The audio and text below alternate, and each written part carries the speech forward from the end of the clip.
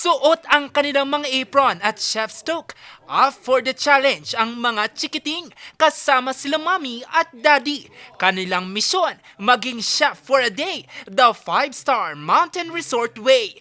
Ito'y sa family feast cooking adventures for kids and grown-ups. 10 magpares ng magulang at anak ang sumali rito.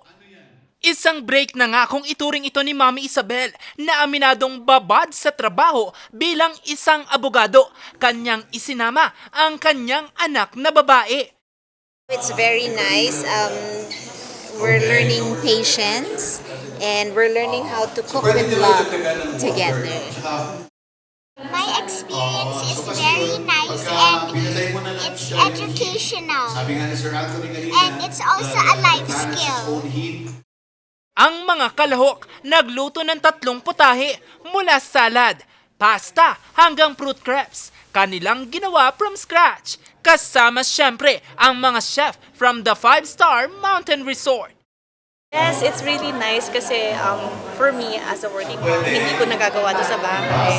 But this is a very, very good time for us to bond. And we would like to thank the Baguio Country Club for that.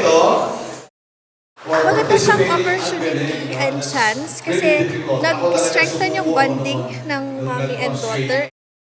Libre ang pagsali at ang ilan sa mga sangkap sariwa mula sa Flora and Fauna Park ng 5-star mountain resort.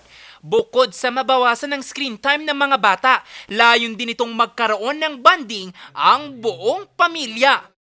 We would like to show the families that there are other activities where they can bond together, where they can know their children, where the children can also know more about their parents. And especially dito sa ating tradition, sa culture natin as a Filipino, we value yung eating together as a family.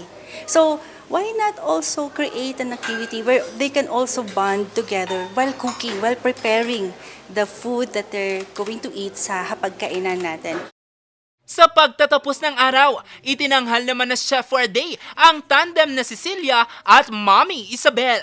Target naman ngayon ng naturang 5-star mountain resort na gawing taunan na ang aktibidad para marami pang mga bata at magulang ang ma-enjoy ang bonding sa kusina.